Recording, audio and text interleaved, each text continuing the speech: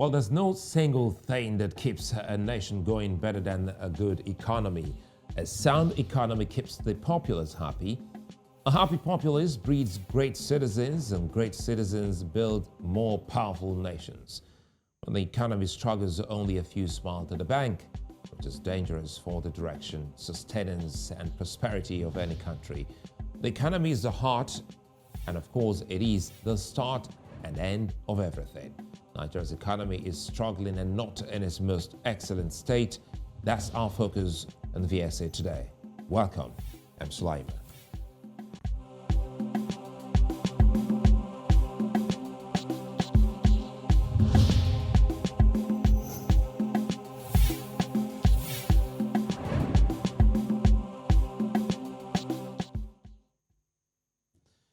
According to the World Bank's 2020 estimates, Nigeria's GDP currently stands at almost $450 billion, making Nigeria the most buoyant economy in Africa.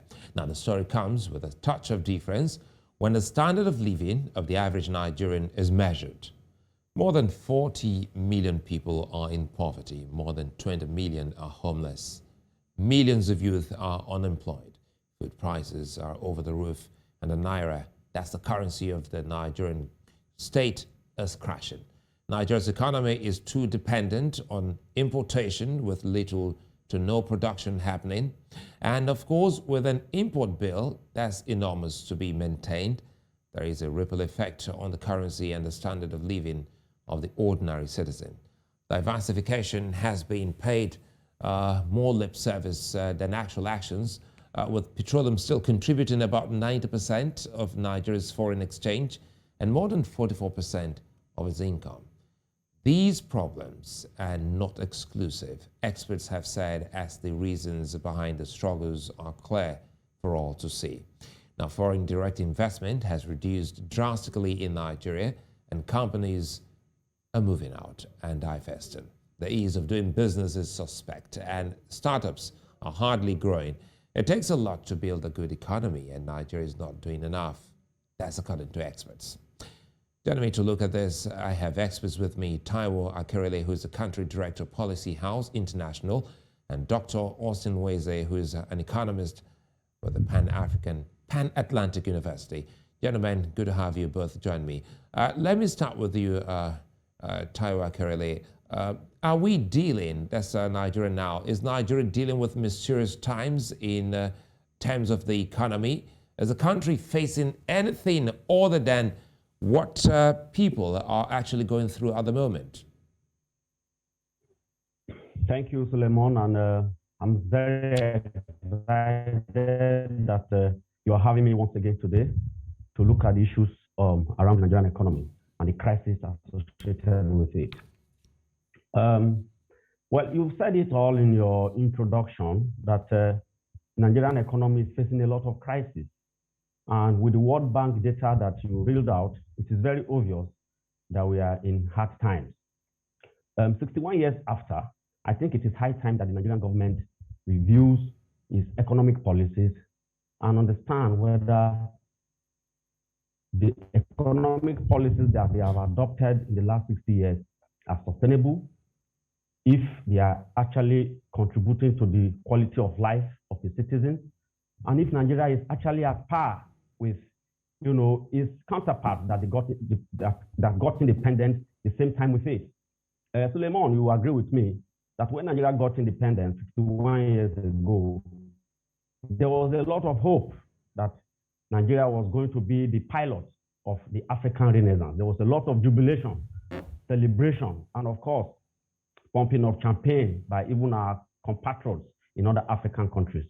But today, where are we? And when you contrast that to a country like Singapore that also got independence 3 years after, where there was no celebration because they didn't have resources, no oil, no water. The water around the Indian Ocean is salty, and everything, in fact, they were in the mourning mood. But today, there's a stark reality and difference between a people that jubilated that they got independence and a people that mourned that they got the same independence. So what is the difference? And these are the issues we should be asking ourselves. So are we now supposed to be thanking God that we have resources? or we are supposed to be thanking God that we have visionary leadership. So what's the difference here between Nigeria and Singapore 60 years after? It's about visionary leadership.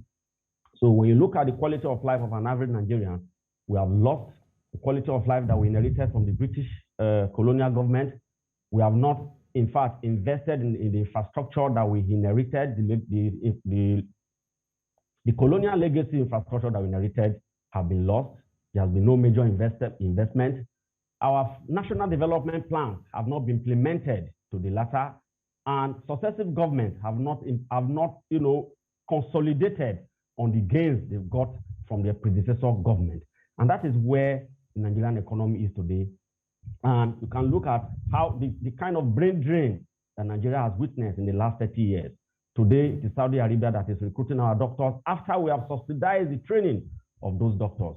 There is no incentive to even retain them within the Nigerian economy to help, so that they can help in improving the quality of life of our people. So there are a lot of issues. When Nigeria got independence in 1960, we were just about less than 50 million, but today we are almost 200 million people. But have we invested in infrastructure enough to cater for 200 million people? Have we expanded the healthcare base? Have we reviewed our curriculum to meet up with foreign trends, with global trends? What are we doing with youth development? What is even our political trajectory? What is the quality of leadership? Taiwo, just a bit. Let me see if I can actually bring in Dr. Nweze here quickly here. Well, you've said this much, Taiwo. But again, I want you to expatiate more, Taiwo. Looking at the buoyancy of Nigerian economy, yet, when experts like the World Bank, tells the world that Nigeria stands at almost $450 billion, making that country the most buoyant economy on the continent. But if you put this side by side with what you've highlighted and the reality on the ground, so how do we break it down for the ordinary African, especially Nigerian, watching, so that he too can get the real deal of the situation you're trying to paint? It doesn't look like a buoyancy. Now, is it a case of mismanagement?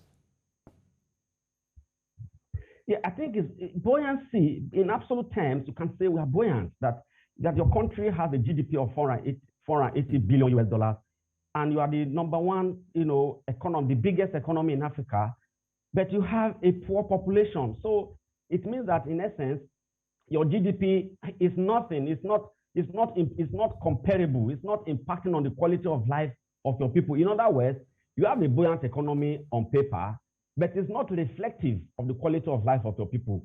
200 million, when you divide 480 billion, divide by 200 million people, we are looking at almost about $2,500 per person.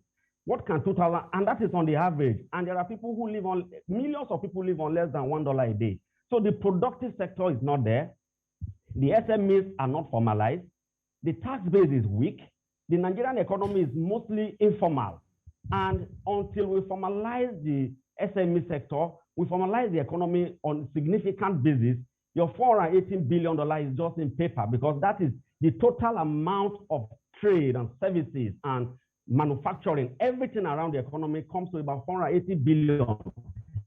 But most of your people are outside of that economic base. They are outside of the economic radar. That is why you have the biggest economy in Africa, but you also have one of the poorest, the highest number of poor people in Africa are also in your country. In other words, your economic policies are not impacting significantly on the large population of your people.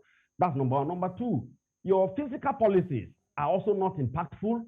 Then your economic development agenda are not also impactful. In other words, this is where the two publics come in. The government is running on its own, and the people are completely outside of government radar.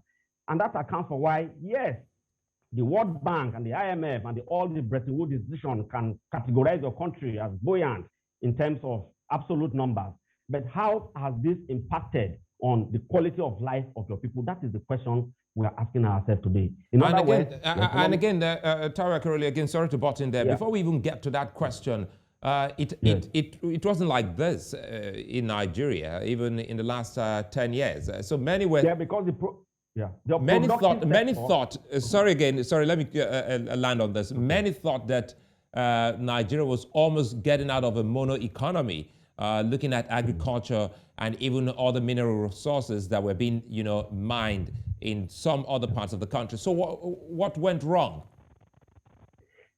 Sulaiman, you agree with me that I'm sure you were about 10 years old when you started hearing the word diversification. I started hearing the word economic diversification in 1986, and that was during the regime of General Ibrahim Babangida. If I'm right, if I'm correct, I started hearing that word for the first time in 1986. That's almost how many years ago? 35 years ago. So, but it has always been on paper and on lip service. Nigeria, as rightly stated in your intro, is living on the income coming in from oil. But you also agree with me that the word potential is one of the most widely used words in Nigeria. Nigeria is potentially rich in agriculture. We're potentially rich in non-oil sector. We're potentially rich in human capital. We're potentially rich in every sector, in maritime and in everything. But how have we transformed our potentials into kinetic motion? How has those potentials been transformed into value for the economy? So we have been living on a potential economy, and a potential economy does not lead you anywhere. It only gives you hope, but you need to translate that hope into reality. So if Nigeria needs to really, lift itself out of the wood we currently find ourselves, we must, go beyond, talking about on an annual basis when the president or the head of state is reading his budget, you hear of economic diversification. But economic diversification on its own does not lead you to the next level, does not grow your economy. Your fiscal policies, your monetary policies, how do you implement the plans that you have reeled out on your annual basis, 5 years development plan? Your successor government, how do they consolidate on the plans and the economic programs and activities that you have initiated in the last 10 years?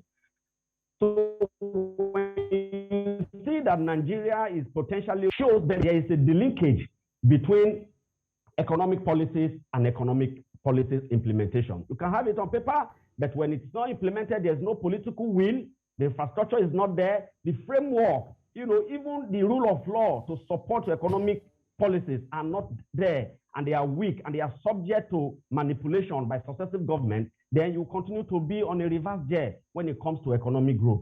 Suleiman, this is where we find ourselves, and until we have that visionary leadership, and there's an elite consensus to say, enough is enough. Nigeria cannot continue like this at the age of 61. That is the only time we will see progress being made, even in economic growth, GDP per capita, and all of those economic indices. Well, Taiwo Akerele, I'll come back to you. Let me quickly bring in Dr. Nweze. Austin Nweze, good to see you, and happy independence. Thanks for your time.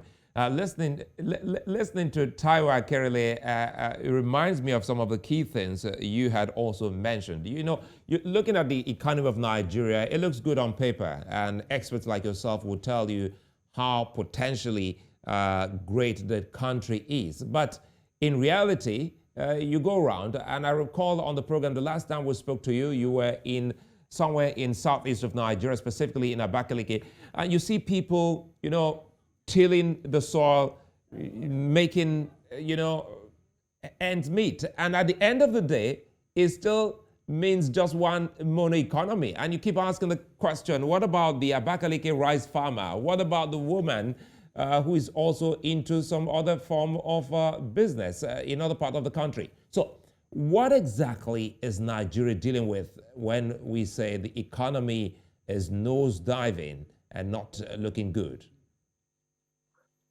Well, thank you, Sulaiman. The whole idea of any economy is consumption. And when consumption is low, it means that the purchasing power,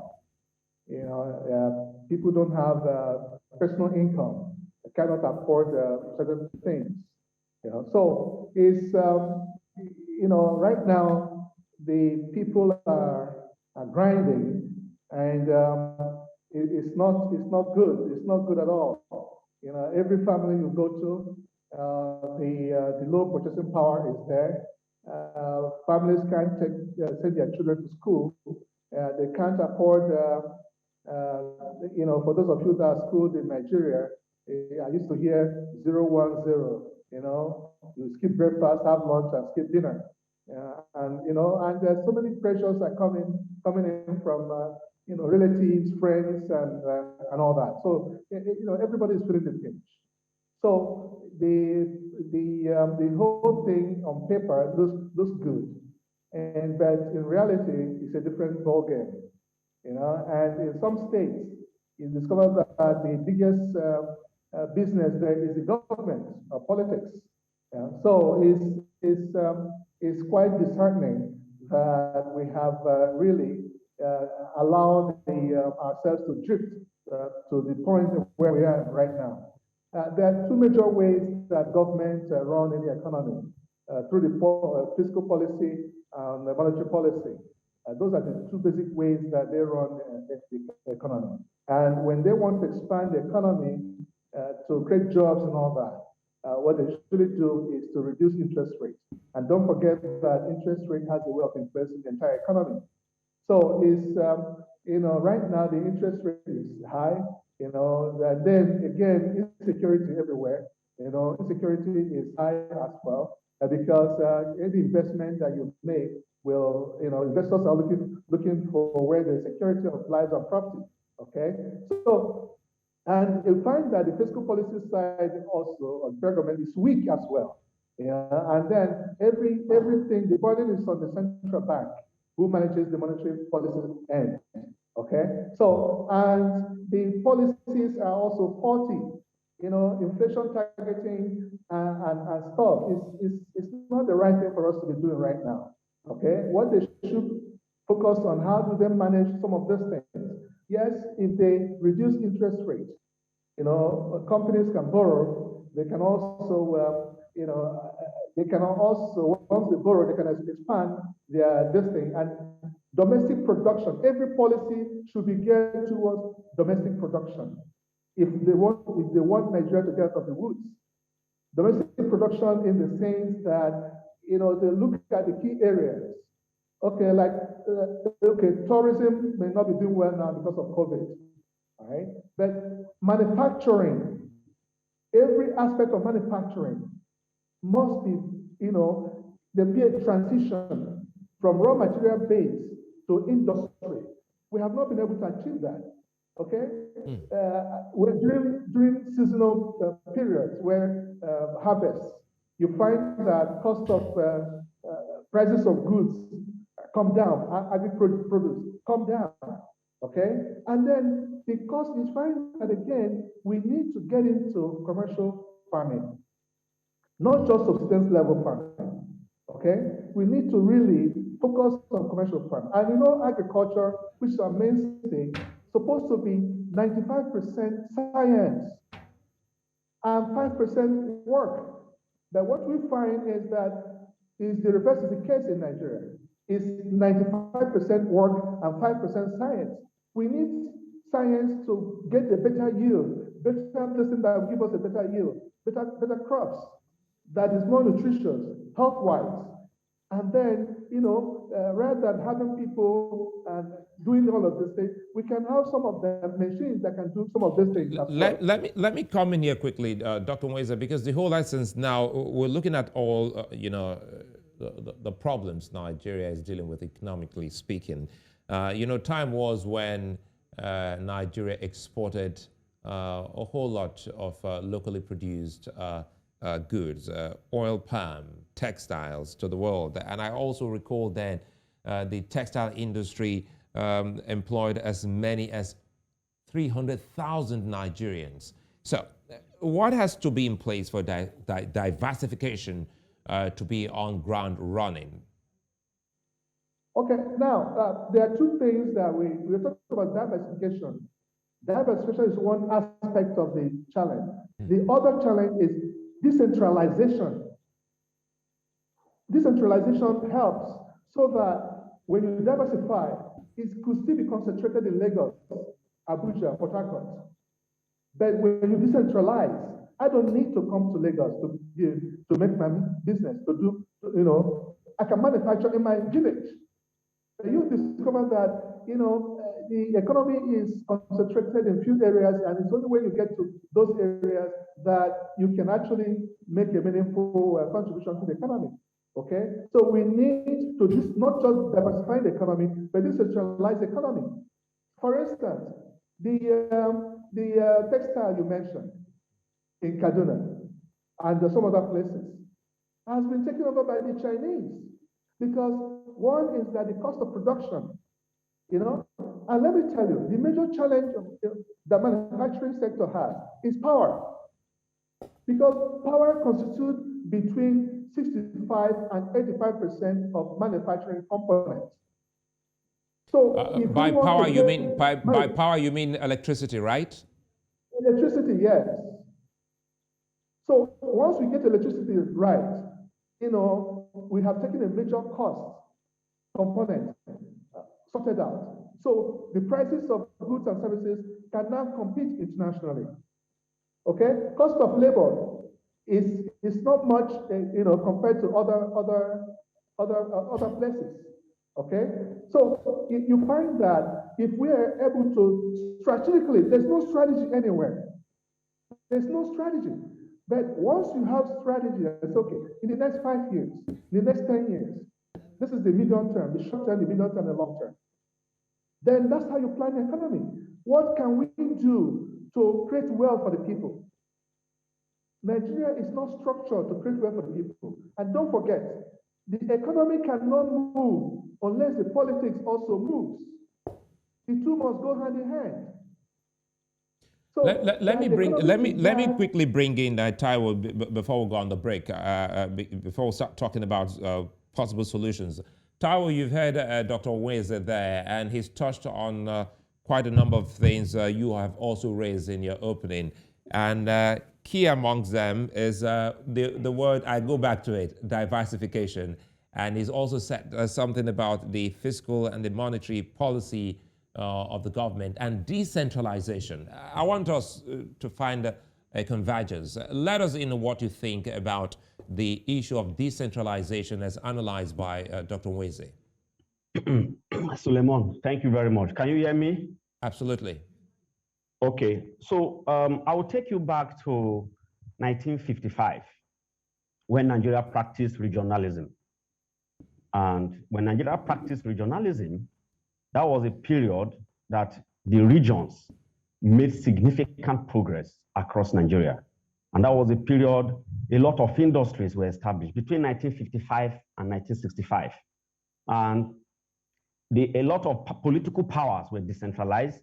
There was nothing like a centralized government.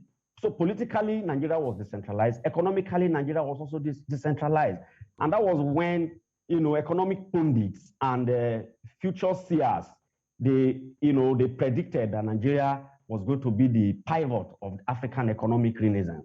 Because when you look at the level of productivity then, particularly in the eastern and western Nigeria, where cocoa, rubber, we were exporting, and our investment in human capital was huge in the area of education. Regions were setting up television stations. Regions were building 32-story buildings, infrastructure everywhere. Universities were being built, So that is the power of decentralization. That is the power of giving responsibility to local government, to regional government. But the moment the military, encroached into politics in 1966 and towards the beginning of the Civil War, when Aguiyi-Ironsi had to, come up with a decree, giving all powers to the federal government and all of that, you can see even in the data and statistics available 40, 50 years ago, that is when you see the economic growth of Nigeria started coming down. The economic performance of Nigeria started going lower and lower. However, those who got independence the same period with us were going and growing higher.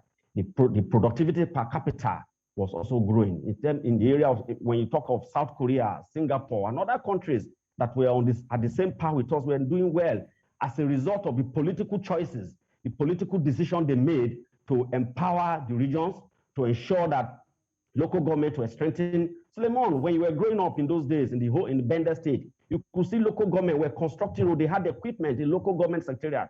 But today, local government cannot even pay salaries, not to talk of embarking on infrastructure development. So that is where we got it wrong. And until we sit back and say, how do we go from here? Because for every economic decision we make, there's a political input into it. So we need to get the politics right. The politics of development has to be gotten right, and that is where we also get our economic progress, on the right track. Until as I said before, there must be a elite consensus that enough is enough. The Nigerian political elite must sit down and say, no, we've gotten it wrong, but we still have about 39 years to get up to 100 years after our independence. So for me, it's not late. It's about what decision can we make today that the next generation can build upon the next 10 to 15 years? What type of economic trajectory and growth plan do we have at hand that successor government can build upon? That is the only way we can get out of the woods as we speak. Well, those questions and some more will be what Dr. Nweze and Taiwo Akerele will be preferring answers to when we return here on VSA. Join us again.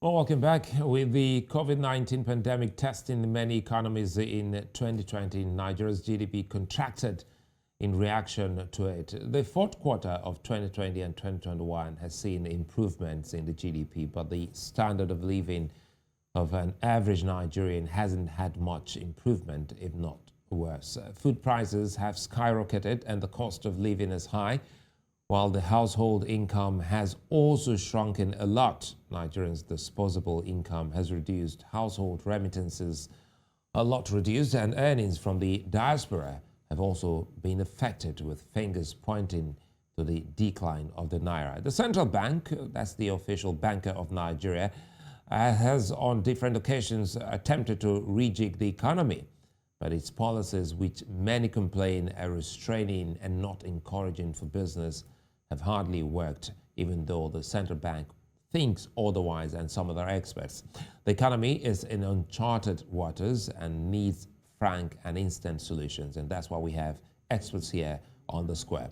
Let me quickly start by welcoming our guest to the second and the final half of the show, Taiwo Akerele and Dr. Austin Nweze. Many thanks for your time. And quickly, let's start with you, Dr. Austin Nweze.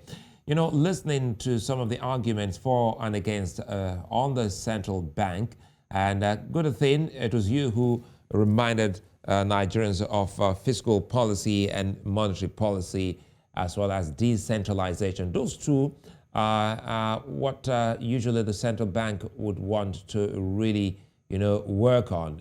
Would you say, or rather, how would you rate the performance of the central bank, especially the governor and his team, in trying to rejig Nigeria's economy vis-a-vis the fall or otherwise of the Nigeria's currency, the naira? Well, you know that the central bank has been kind of playing dual role, which the Minister of Finance is supposed to also play. Now, the fiscal policy belongs to the Finance Ministry. They're supposed to give direction to the central bank. And central bank is supposed to implement using monetary policy instruments, okay, to implement the decisions that the fiscal policy side of the Ministry of Finance has. But because I said the fiscal policy side is weak, you don't hear much of them. It's only central bank that is playing that role. And it started when Lamido Sanusi became governor of central bank. It's like they abandoned the fiscal policy side abandoned their responsibility of setting direction for CBN. And, there's a limit to what CBN can do.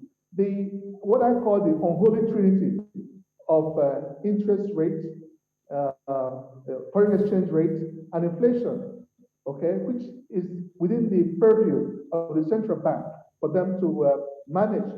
But the target should be set by the fiscal policy side so that the two can work hand in hand. But it seems to be a disconnect. Okay, when there's a disconnect, you find that a whole lot of things go wrong. So we need to begin to look at these three unholy trinity of interest rate, inflation, and exchange rate, the management of the three, okay? Because one is that the interest rate is high. And why the main interest rate is high is to fight inflation.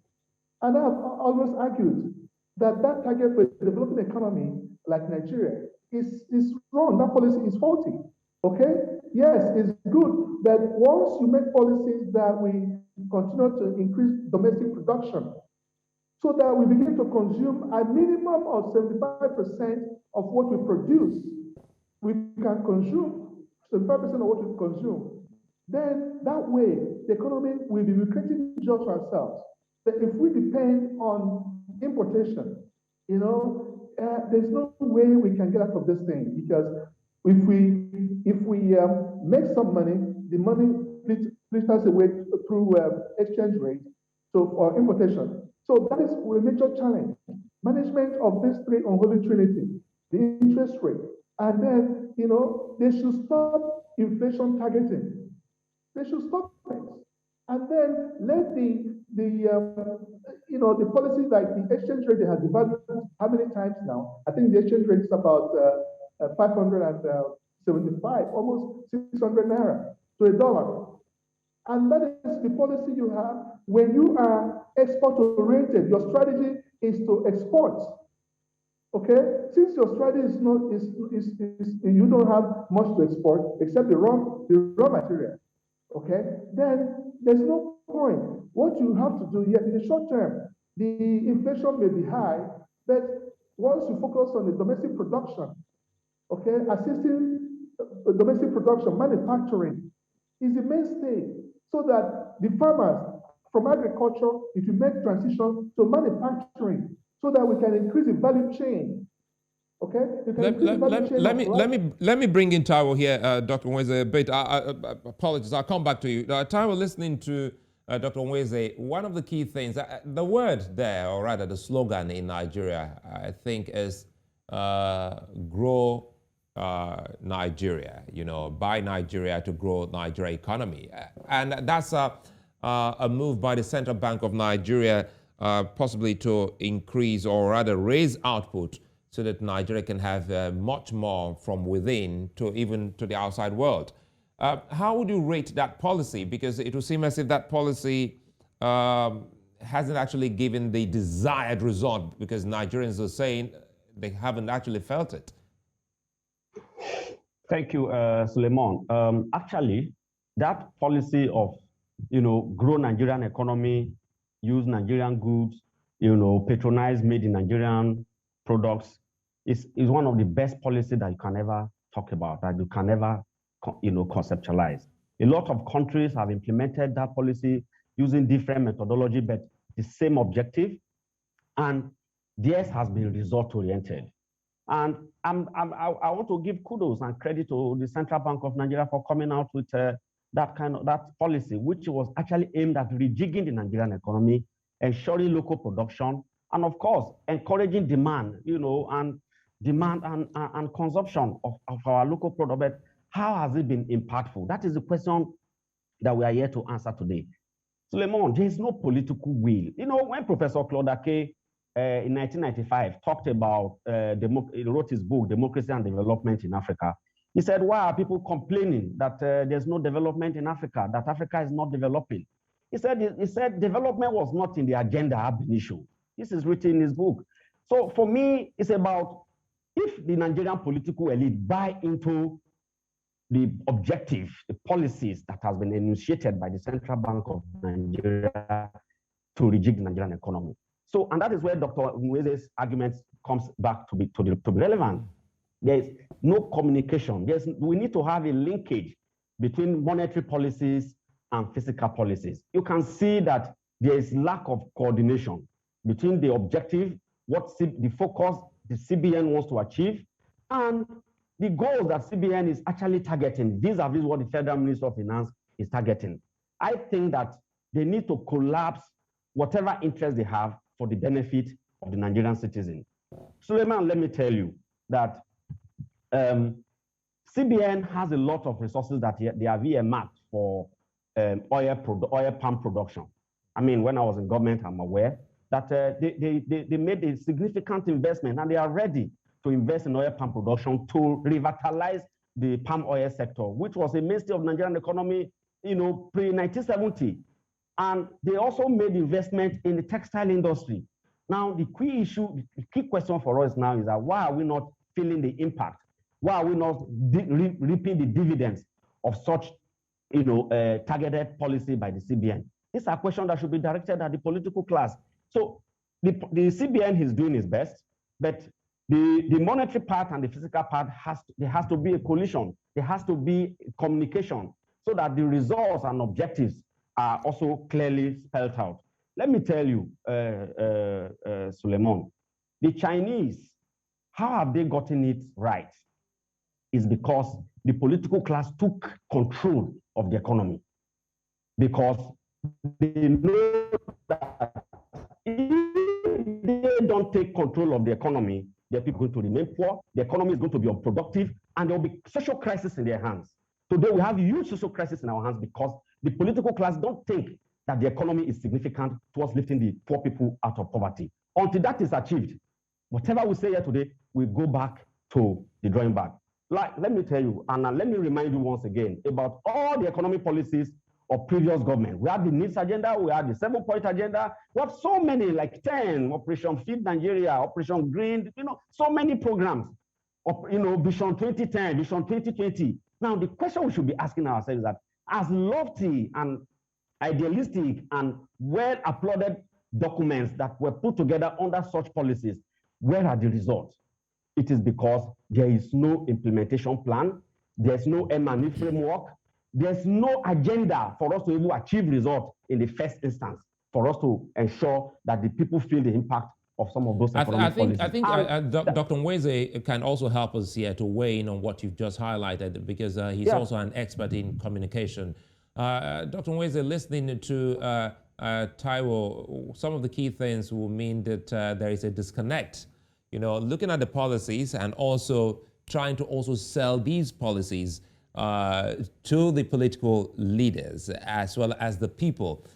Help us here. Has there been a better selling, mechanism for these policies by, different administrations in the life of the country, Nigeria? Well, there's let me say that there's no continuity of policy and implementation as well. When Obasanjo was president, he came up with a policy that would make Nigeria to be export oriented. Some companies were giving grants, export grants. Company like Bromacidor, the makers of cowbell, and they had to retool the equipment, okay, so that they can manufacture for export. Because Nigeria's economy is about 79% of West Africa's economy. We have a huge market. They depend on us. So Obasanjo came up with this policy so that to encourage export. When Yaradua came in, he canceled it. And that was the end till today. Okay? So, you see, one, there's no national strategy, and to say, okay, this is where we want to be, this is how we want to compete. Now, the political class is also not lack knowledge, because the people that we elect in the political class to represent us different places that make laws and, for us, they don't even understand. When Sanusi Lamido Sanusi was central bank governor, the Senate invited him to come and talk on to explain why 25% of the budget being consumed by the National Assembly. So the leader of the committee said that even though he does not understand budget, how can a senator, and they have budget for assistants, to give consultants. He said he does not understand budget. You discover the kind of people that populate our political class. They don't understand it. All they want is to use that political position to acquire more wealth and use that wealth to oppress the masses some more. So you see, that's a double-headed tragedy that we are faced with.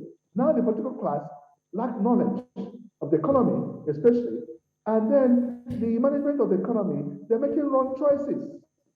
So if we have to get ahead in this thing, it's a fundamental thing that we need to do. Taiwo mentioned the Chinese and all that. And you know that the Chinese, before you become anything in China, there's a school that you have to go to, just like the similar one we have in Kuru Jos, you know? So they pass through it so that they can understand. The same thing happens in Japan. Okay, the Ministry of Trade and Industry meeting in Japan helped in building the Japanese economy. We have trade and investment here in Nigeria, but the ministry is docile. Nothing going on there. They can't articulate the policy and pursue it. So everybody is just doing what they like. So it's important that the quality of people who manage the economy is, there's nobody that can, they're not qualified to manage the economy. I'm sorry to say that. Okay? They don't have the knowledge, they don't have the wisdom, they don't understand. Okay, let me give you an example, Sulaiman. When Suharto, in the 70s or 80s, in the 70s, when Suharto was president in Indonesia, he assembled 8 of them, they called them the Berkeley Mafia, to run the Indonesian economy. These people had the ears and eyes of the president. He gave them free hand, and they came up with policies. When the OPEC countries were appreciating because of oil exports, when they had issue with Israel and the Western nations, they stopped selling oil. So their currencies appreciated. But what Indonesia did was to devalue their currency intentionally to be able to penetrate international markets. Today in Nigeria, we have over 11 companies from Indonesia operating in Nigeria and other countries too. So by the time others are devaluing their currency, Indonesian currency began to appreciate under market forces. So these are the things we need to think through, be strategic in our thinking, to ensure that the planning of the economy is not ad hoc basis, it's not short-term thinking. And you find that most administrations, there's no continuity. Whatever, if I become president today, I'll do my 4 years or 8 years, I go out, I said, okay, for as long as, I call it the Hezekiah syndrome. You know, the king of Israel in the Bible, for those of us that read the Bible, that they told, don't do this. He said, as long as everything will work well during his administration, he doesn't care what happens after him. And that's what our governors, our president, or whoever has led us. As long as things work well within your administration, you don't care what happens after that. And that is the challenge we have.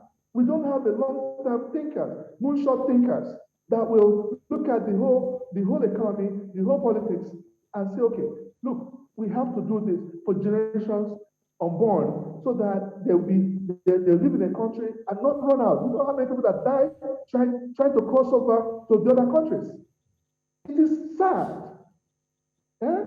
Well, let me bring in Taiwo here, and really, I can see the worry on your face, Dr. Nweze, and of course, even it's written all over both of you how passionate and concerned both of you are in terms of seeing how best Nigeria can get the economy running again. Quickly here, as we close, Taiwo, listening to Dr. Nweze talk about, there's also the lack of knowledge amongst the political class, which he also highlighted, and he also said there's no national strategy. It comes back to where we started. See if we can close on this. What role does the current, population in Nigeria have in the state of the economy? Now, you talked about the political class. You talked about the wheel. You talked about the central bank. If the central bank and experts like yourselves are giving out, fantastic policies, then we should also be talking about the political class and the people. So, but now we haven't said anything about the people. How can the people help, making the economy look more vibrant? Suleiman, I told you, I said it earlier on, that we are operating two publics. The principles and theories of two publics was earlier expounded by Professor P.P. Eke in his very well applauded thesis in 1986, two publics, where the people are separate from the government. And when he said this, the situation was not as bad as this. After election, it's as if the people are separated from the act of governance. The government becomes on its own, and the people are left to be on their own. As to how the political system is run in such a way that the government is on its own and people are also on its own, it shows that the government is not in touch with the goals and aspirations of the people. And that accounts for why most economic policies in Nigeria don't have impact on the people in the long run. And that accounts for why successor governments have a way of blaming the predecessor government of being the one responsible for lack of growth in the economy, because there is no continuity, there's no input from the masses, and I hope, well, we seem to have lost the audio connection to Taiwo there. Yes, I'm here. Yeah, you're back. Okay, let's see if we can do this in a minute so that we can wrap up. Okay. So what I'm saying is that until economic policies are targeted at the people, which will lead to economic productivity, inflation targeting is ensuring that there is savings by the people, and SME growth is formalized, because the vast majority of Nigerians are into the SME sector. Then our production capacity in the agricultural sector, we also need to start adding value to our production sector, our agricultural sector. Then, of course, we need to rejig all the industries. Then, of course, there has to be investment in research and development. Then there has to be capacity building for even policymakers. When the policymaker is ignorant of what an economic policy is, what quality of policy and economic output do you expect from such a policymaker? Dr. Nweze talked about Ministry of Trade and Industry. What value is the Ministry of Trade and Industry adding to the Nigerian economy? What value are those ministries and parastatals and agencies that have been set up in the last 20, 15 years? What value are they adding to the economy? All of this have to be put into a basket and say, what do you know, guys? Do you know what we need to do? We need to reset this country. We need to start from square one. We need to put the people as the centerpiece of our economic policy. Until we put the citizens as the centerpiece of our economic policy, then we will not see inflation coming down, we will not see poverty coming down. And until we start to invest in research and development on how to grow the economy, how to prioritize the youth, who constitute almost of our population, then we'll continue to be where we are. Thank you very much. Well, it's a fine place for us to leave it. I must thank you both, Taiwo Akerele, who's the Country Director of Policy House International, and of course, Dr. Austin Nweze, who is an economist with the Pan-Atlantic University and also a communication expert. Many thanks for being in such nice company. Listening to both of you, I just realized that Nigeria's economy may really carry the tag of being the biggest in Africa, but Nigerians don't feel it, an impact of the size of their economy in their living conditions. As both of you highlighted, it can be done. Time to rejig it, much as it is the work of the government of the day. Every Nigerian can also play a role. Many thanks once again. We'll be back again tomorrow. I'm Sulaiman. Bye.